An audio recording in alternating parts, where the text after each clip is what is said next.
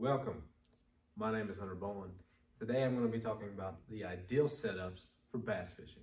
Now what I mean by that is the type of rod, reel, and line that you're going to be using. Now, what is the best setup for bass fishing? Well, that is determined based on what kind of bait that you want to throw. Now, when choosing your rod and reel and line for your bait, you want to take account the rod and reel's action and the line type. And by using a good combination of these three, you can cast further, get more action out of your reel bait, and overall become a more adequate angler. Now for rods, it's important to take into account their specifications, their power, their action, and their length, and the reel that they can receive.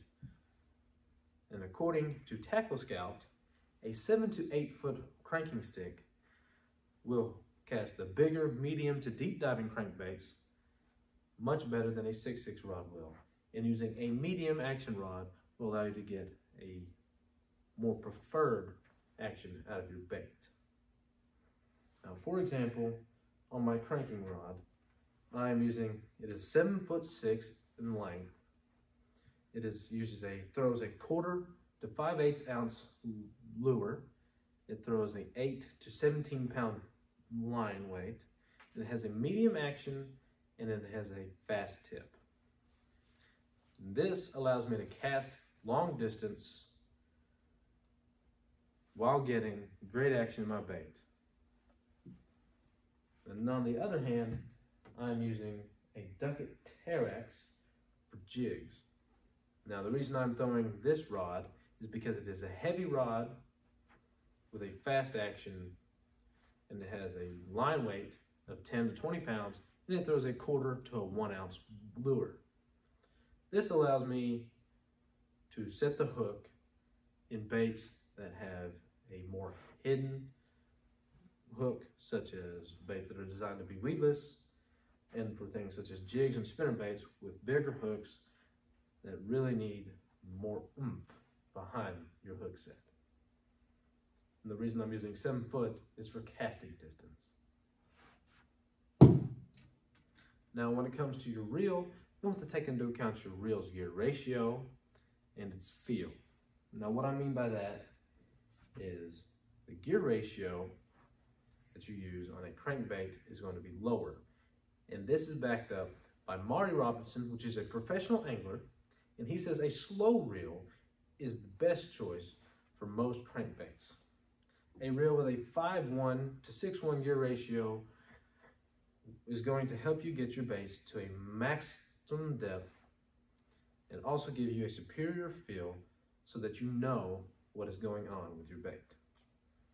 Now the reason I'm using the 6.61 is it's a little bit faster than the 5.1, but it's also slow enough that when I reel in, I get the feel for the bait and also let it sink down and get down to the depth that I want it to. And by using this bait, I get to feel the action of the crankbait and how it goes and where it's at in the water. Now this reel is a casting reel, and this rod is a casting rod, obviously. And the way to determine if it's a casting rod or for a spinning reel is the size of the eyes on your rod. And on the other hand, on my Ducket Terex, for my jigs, spinner baits, and Texas rigs, I am using a Concept C 13 fishing reel.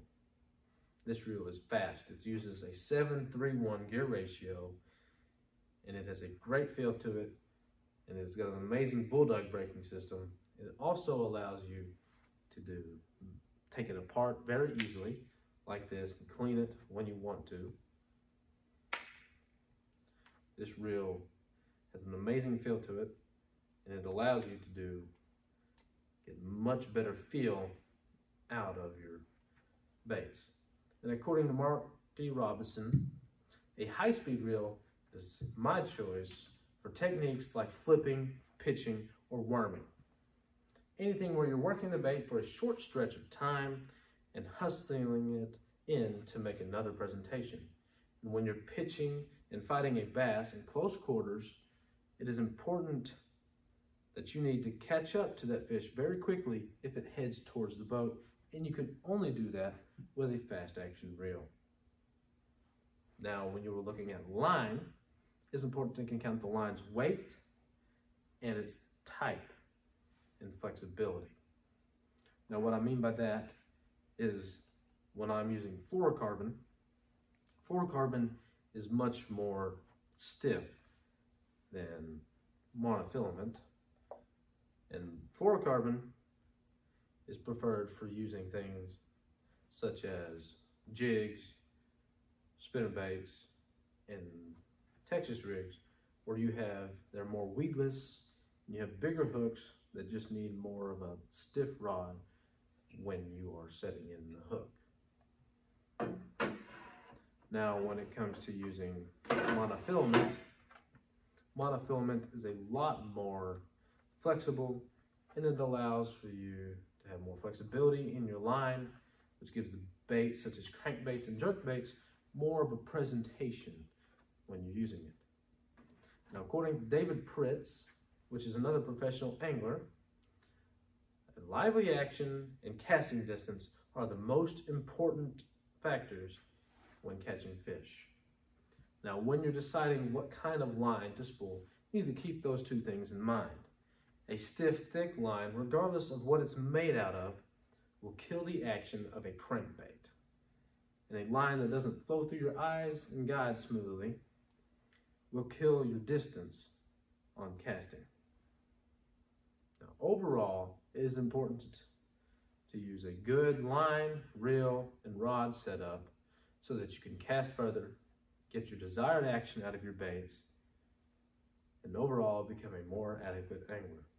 Thank you for your time, and have a nice day.